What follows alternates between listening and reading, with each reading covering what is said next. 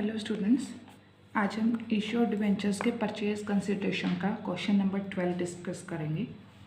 A company purchase assets of the book value of ₹12 lakh and liabilities of ₹2,20,000 of another company for a purchase consideration of ₹9,40,000।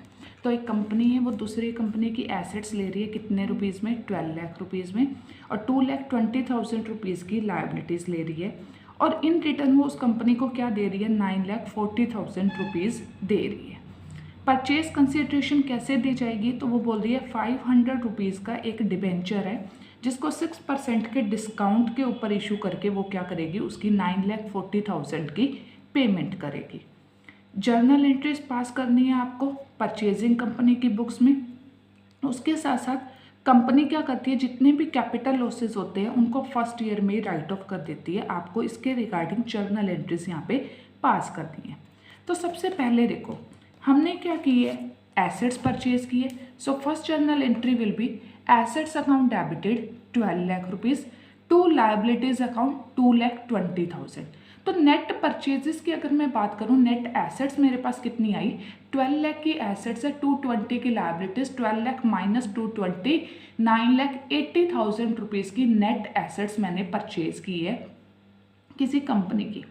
980 के लिए मैं payment सिर्फ 9,40,000 की कर रही हूँ, तो मुझे तो 40,000 का प्रॉफिट हो जाएगा जिसको हम कैपिटल प्रॉफिट बोलते हैं। और वो कौन से अकाउंट में आपका ट्रांसफ़र होता है? वो हमारा ट्रांसफ़र होता है कैपिटल रिजर्व अकाउंट में। और इसीलिए साथ में मैंने क्या वर्ड लिखा है? Balancing figure. Balancing figure means this was not given to us, this we have calculated to balance the our double entry system, कि दोनों डेबिट क्रेडिट इक्वल आ जाए। अब आप यहाँ से चेक करोगे, ये भी आपका 12 लाख होगा और डेबिट भी 12 लाख है। आपकी जो परचेज कंसिडरेशन है वो लेस देन है नेट एसेट्स परचेज से, तो जितना भी लेस देन है वो आपके लिए कैपिटल प्रॉफिट होता है और उसको हम कैपिटल रिजर्व अकाउंट में क्या कर देते हैं?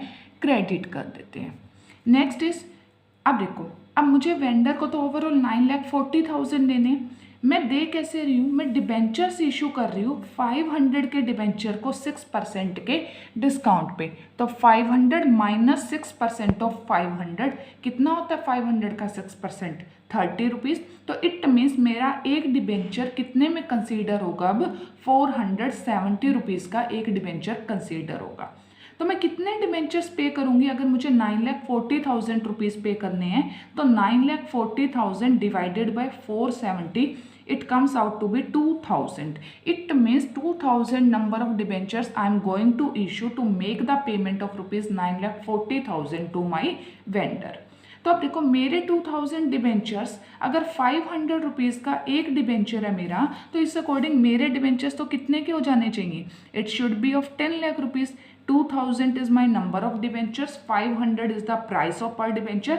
According to me, my debenture is having the value of ₹10 lakh, but I am issuing those debentures only for the value of ₹9,40,000. It means I am giving the discount of ₹60,000 to my vendor. 10 lakh minus 940, 60,000. or what you can do, 2,000 is number of debentures multiply by 30, that is discount per debenture. It is a loss for us, that's why we have debited it. This one is capital loss for the company and this capital reserve is a capital profit for the company. हमें vendor को 940 ही पे करने हैं, वही हम पे करेंगे। After this सी, मुझे यहाँ पे अगर मैं बात करूँ तो मुझे डिस्काउंट कितने का दिया मैंने? 60,000. It means the total loss which I am, capital loss which I am having for the first year is 60,000. और कंपनी की पॉलिसी है कि फुल लॉस को आपका क्या कर लेती है कंपनी? राइट ऑफ कर देती है फर्स्ट ईयर में।